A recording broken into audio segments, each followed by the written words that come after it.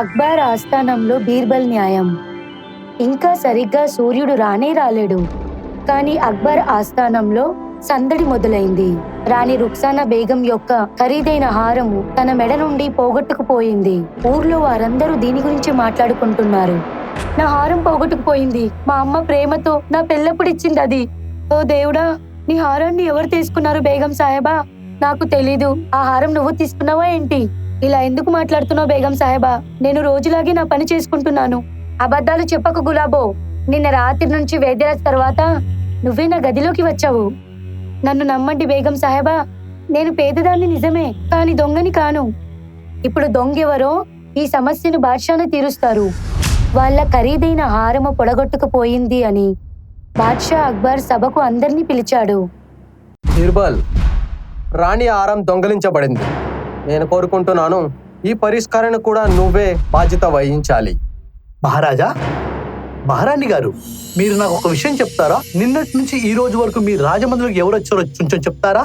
రాజ్ కుమారి జోహరా, గులాబో పని మనిషి, రాజ్యవేద్ అమిచంద్, ఇంకా నాట్యం నేర్పించి చంద్రవల్లి. నేను వాళ్ళందరినీ ఇక్కడ పిలవాలనుకుంటున్నాను. అందరినీ భవనంలో ప్రవేశపెట్టండి.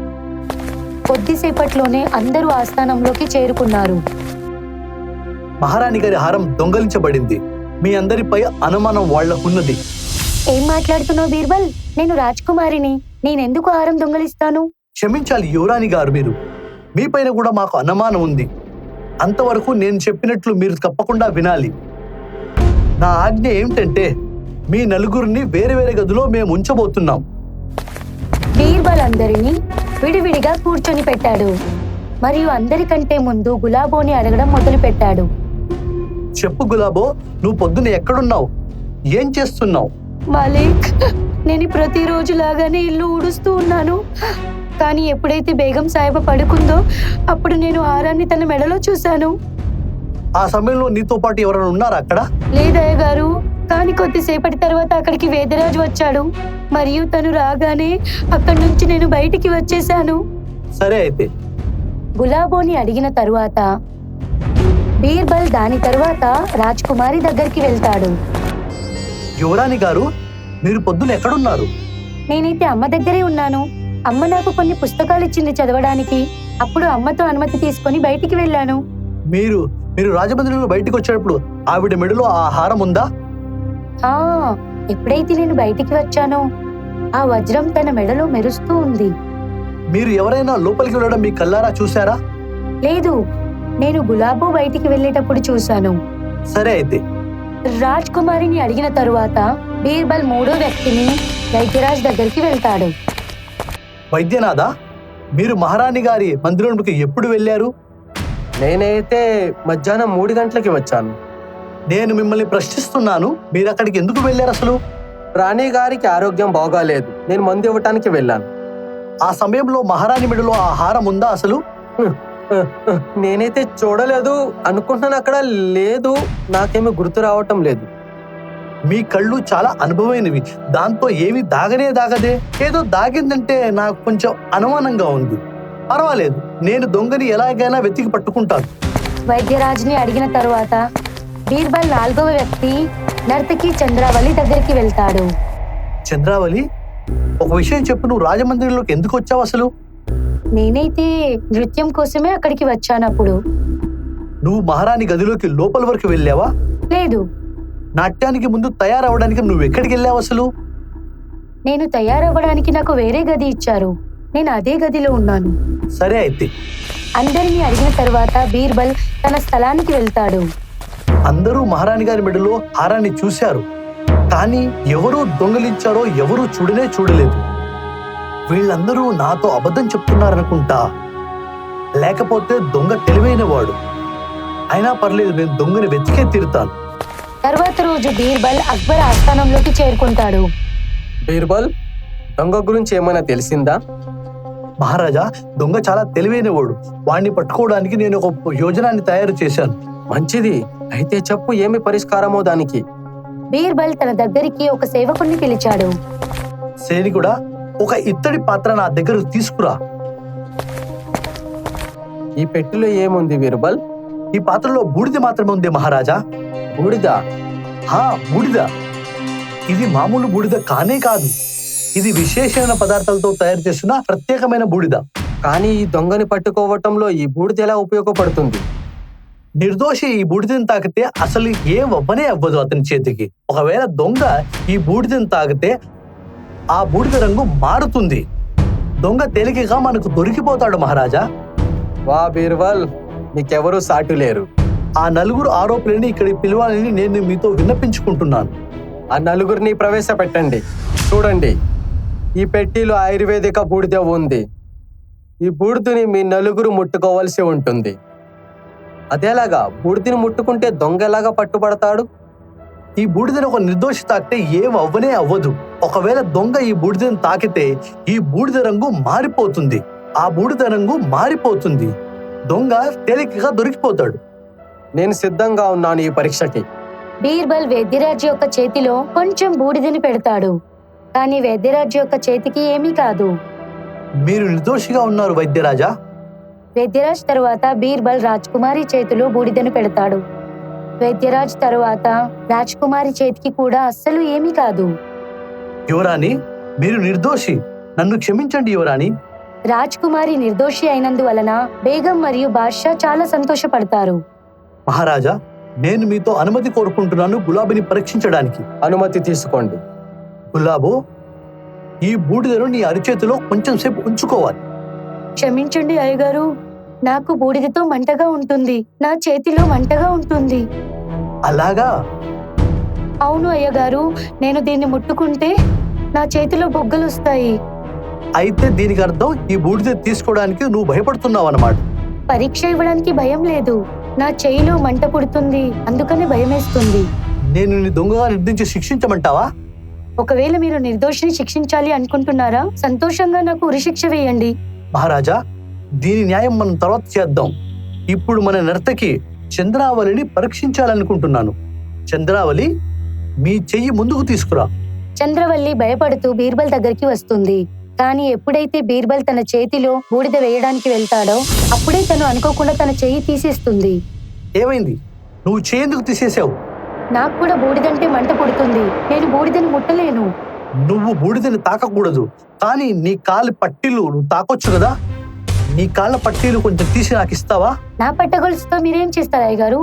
నేను ఎలా చెప్తున్నాను ఇప్పుడు నువ్వు అది మాత్రం చెయ్యి. చంద్రవల్లి వణుకుతూ తన చేతులతో పట్టగొలుసులను తీయడం మొదలుపెట్టింది. కానీ అప్పుడే పట్టగొలుసు నుండి మెరుస్తూ ఒక వజ్రం కింద పడింది. మరియు ఆస్థానంలోని వారందరూ ఆశ్చర్యంగా చూడసాగారు. ఇదే వజ్రం రాణి గారి హారంలో ఉండేది. దొంగ మీ ముందున్నాడు మహారాజా. ఈ నర్తకినే మహారాణి గారి హారాన్ని దొంగలించింది మహారాజా. నన్ను క్షమించండి అయ్యగారు, నన్ను క్షమించండి. ఎందుకంటే నువ్వు ఒక ఆడదానివి. నీకు చాలా కఠినమైన శిక్ష విధించకుండా నిన్ను ఈ పనిలోంచి తీసేస్తున్నాను. అక్బర్ ఆమెను పని నుండి తీసేశాడు. బీర్బల్, మీ తెలివి మీద మాకు చాలా గర్వంగా ఉంది. మంట అయితే నాకు కూడా ఉంది, కానీ నాకు ఒక విషయం అర్థం కాలేదు. అనుమానమైతే గులాబో మీద ఉంది, అయితే నీకు చంద్రవల్లి మీద అనుమానం ఎందుకు? గులాబో కళ్ళల్లో తన వ్యాధి భయం ఉంది మహారాజా. కానీ చంద్రావళి కళ్ళల్లో దొంగతనం పట్టుబడుతున్న భయం కనబడింది మహారాజా. నేను దొంగని పట్టుకోవడానికి ఈ విషయం నాకు చాలా సహకరించింది మహారాజా. కానీ ఆ వజ్రం తన కాలు పట్టీలో ఉందని నీకు ఎలా తెలిసింది బీర్బల్? నేను వేరే వాళ్ళని పరీక్షించేసేటప్పుడు తను తన కాల పట్టీలే చూసుకుంటూ ఉండేది. ఎప్పుడైతే తన చేతిలోకి బూడిద తీసుకోవడానికి నిరాకరించిందో నా అనుమానం ఒక నిర్ధారణ వచ్చింది. మీ తెలివి మీద మాకు చాలా గర్వంగా ఉంది బీర్బల్. ఇలా ఇంత పెద్ద దొంగ బీర్బల్ యొక్క తెలివి ముందు సులువుగా దొరికేసింది దొంగ. ఇది చూసి ఆస్థానంలోని వారందరూ సంతోషించారు. సభని తొందరగా మొదలు పెట్టండి. మహారాజా, ఈ రోజు కేసు చాలా విచిత్రంగా ఉంది. మీరు చాలా ఆలోచించి న్యాయం చెయ్యాలి. నాలాంటి రాజు ఇంకా నీలాంటి మంత్రి ఉంటే ఈ రాజ్యంలో, ఆ రాజ్యంలో ప్రజలకి అన్యాయం ఎలా జరుగుతుంది? అయితే నాకు న్యాయం ఇవ్వండి రాజా, నాకు కూడా న్యాయం కావాలి రాజా. మీ ఇద్దరికి న్యాయం జరుగుతుంది. చెప్పండి, ఎలాంటి సమస్య? మహారాజా, ఈ బిడ్డ నాది, కానీ ఈవిడ తీసుకోవాలి అనుకుంటుంది. లేదు రాజా గారు, ఇది అబద్ధాలు చెప్తుంది. ఈ బిడ్డ నాది. లేదయ్య గారు, ఈ బిడ్డని నేను కన్నాను. ఈవిడ అబద్ధాలు చెప్తుంది. ఎవరు నిజమంటున్నారో ఎవరు అబద్ధం చెప్తున్నారో తొందరలోనే మేము నిజాన్ని తెలుసుకుంటాం. తిరుగు రేపు మళ్ళీ సభలో కలుసుకుందాం. సెలవు తీసుకుంటాను. సభ పూర్తి అవ్వగానే అందరూ వాళ్ళ ఇంటికి వెళ్ళిపోతారు. ఇంకా అక్బర్ బాద్షా బీర్బల్ని తీసుకొని అడవిలోనికి వేటకి వెళ్తాడు. అక్బర్ మనుషులు అంతా కలిసి గుర్రం బండిపై వెళ్తూ ఉంటారు. అప్పుడే ఆ దారిలో ఒక సింహం మేకపిల్లని నోట్లో పెట్టుకొని అక్కడి నుంచి వెళ్తూ ఉండగా చూస్తారు. మహారాజా, ఈ సింహాన్ని వేటాడి 2 ప్రయోజనాలున్నాయి. 2 లాభాలా? నాకేమీ అర్థం కాలేదు. మొదటి ప్రయోజనం సింహం వేటాడబడుతుంది. రెండో ప్రయోజనం ఆ మేక ప్రాణాలు కాపాడబడతాయి. వా బీర్బల్, నీ తెలివికి ఇంకా ఎవరు సాటే లేరు. బీర్బల్ మాట విని ఎలాగైతే అక్బర్ బాద్షా గురి పెడతాడో అప్పుడే అక్కడికి ఆ పిల్ల యొక్క తల్లి వస్తుంది. ఆగండి సింహం రాజా, నా బిడ్డను వదిలేయండి. నీ పిల్లవాడిని వదిలేస్తే నేను ఆకలితో చనిపోతాను. మీరు ఆకలితో అస్సలు ఉండరు. నా బిడ్డను వదిలేయండి, నన్ను మీరు తినేసేయండి. చూసారా మహారాజా, ఆ తల్లి తన బిడ్డ కోసం ప్రాణాలు ఇవ్వడానికి సిద్ధంగా ఉంది. అవును బీర్బల్, అమ్మ అలాగే ఉంటుంది. తన ప్రాణాలైనా ఇచ్చి తన పిల్లల ప్రాణాలను కాపాడుకుంటుంది. మహారాజా, ఇప్పుడు మీరు వేటాడితే మీకు 3 ప్రయోజనాలుంటాయి. 3 లాభాలా? 3వ లాభం ఎలాంటిది? ఆ బిడ్డ ప్రాణం కాపాడితే ఆ తల్లి ఆశీర్వాదం కూడా దొరుకుతుంది. అంతలోనే బాద్షా గురి పెట్టాడు, ఇంకా సింహాన్ని చంపేశాడు. తన మేకపిల్ల బ్రతికిపోయింది అని మేక బాద్షాని ఆశీర్వదిస్తుంది. మహారాజా, దేవుడు మీకి సంతోషాన్ని, సుఖాల్ని అన్నిటినీ ఇవ్వాలి. ధన్యవాదాలు మేక. తర్వాత రోజు బాద్షా ఇంకా సభలో అందరూ ఉంటారు. అప్పుడే న్యాయాన్ని అడగడానికి 2 అమ్మలు అక్కడికి వస్తారు. సభను ప్రారంభించండి. గౌరీ, మొట్టమొదట నువ్వు చెప్పు, ఈ బిడ్డ నీవాడెలా అవుతాడు? మహారాజా, ఈ బిడ్డ నా కడుపులో నుండి జన్మించాడు. దీన్ని విడిచి నా దగ్గర ఏ సాక్ష్యం లేదు. నీ భర్త ఎక్కడున్నాడు? నేను విధవరాలిని. నా భర్త చనిపోయిన తర్వాత చాలా కష్టపడి నేను వీడిని పెంచాను. ఈ పిల్లవాడు నీ పిల్లవాడైతే ఆమె దగ్గర ఎలా ఉన్నాడు? కొన్ని రోజుల క్రితం నేను నీళ్లు తీసుకోవడానికి వెళ్ళాను. అప్పుడే నా బిడ్డను ఈవిడ దొంగలించింది.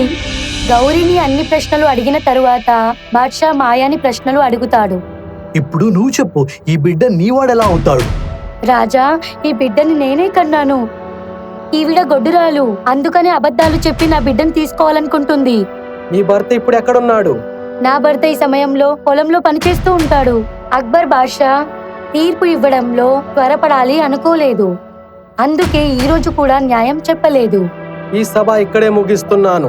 సెలవు తీసుకుంటున్నాను. ఇంకా రాత్రి సమయంలో అక్బర్ చింతించి రాణితో మాట్లాడుతాడు. మహారాణి గారు, న్యాయంలో ఎటువంటి తప్పు జరగకూడదని అందుకుని అన్ని విషయాలు జాగ్రత్తగా వింటున్నాను. అసలు విషయం ఏంటి మహారాజా? మీరు నాకు చెప్పండి.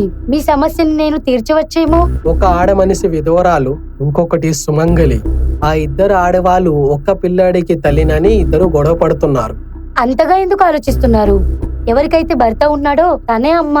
విధవరాలు ఎలా తల్లి అవుతుంది? కాదు మహారాణి, సమాధానం ఇంత తేలికగా అయితే నేను న్యాయ తీర్పు ఎప్పుడో ఇచ్చేవాణ్ణి. నాకు కూడా అయ్యి ఉండొచ్చు కదా. తన మొగుడితో గర్భం వచ్చిన తర్వాత విధవరాలు అయ్యిందేమో. హా మహారాజా, ఇలా కూడా అవ్వచ్చు. ఇదే ఆలోచిస్తూ అక్బర్ బాద్షా పడుకోవడానికి తన గదిలోనికి వెళ్తాడు.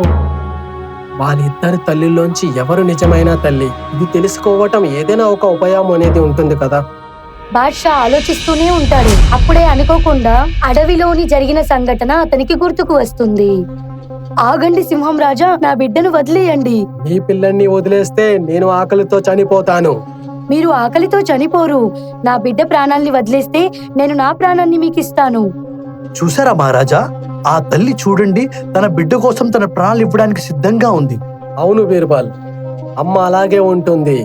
తన ప్రాణాలైనా ఇచ్చి తన పిల్లల ప్రాణాలను కాపాడుకుంటుంది. సమాధానం దొరికేసింది. తన ప్రాణాలను ఇచ్చి తన కొడుకు ప్రాణాలని కాపాడుకుంటుందో తను నిజమైన తల్లి. చూడండి, మీ దగ్గర ఈ పిల్లవాడికి కన్న తల్లి అని ఎటువంటి రుజువు లేదు. అందుకనే మేము ఆలోచించాం. నిజాన్ని బయటికి తీసుకురావటానికి కఠినమైన నిర్ణయం తీసుకున్నాం. కఠినమైన నిర్ణయాన్ని విని అందరూ భయపడతారు.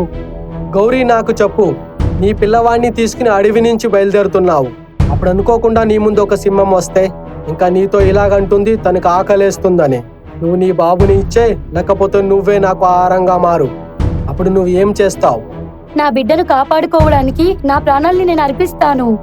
గౌరీ సమాధానం విన్నాక బాద్షా సంతోషించి మాయాను ఈ ప్రశ్న అడిగాడు. అప్పుడు మాయా ఇలా అంది, నేను కూడా నా బిడ్డను కాపాడుకోవడానికి నా ప్రాణాల్ని ఇచ్చేస్తాను మహారాజా. నాకు తెలుసు మీరిద్దరు ఇదే సమాధానాన్ని ఇస్తారని. అందుకని నేను మొదటి నుంచి మీ ఇద్దరు ప్రాణాలు తీయాలని సిద్ధంగానే ఉన్నాను. జల్లాద్, కత్తిని తీసుకునిరా. ఆజ్ఞాపించండి మహారాజా. గౌరీ తలని నరికై. కసాయివాడు తల నరకడానికి కత్తిని లేపుతాడు, కానీ నరికేటప్పుడు తలని వదిలి భూమిపై కొడతాడు. గౌరీ, చావు ఎదురున్నా నువ్వు భయపడలేదు. నువ్వే ఆ బాలుడికి నిజమైన తల్లివి. ఆగండి మహారాజా, నా పరీక్ష కూడా తీసుకోండి.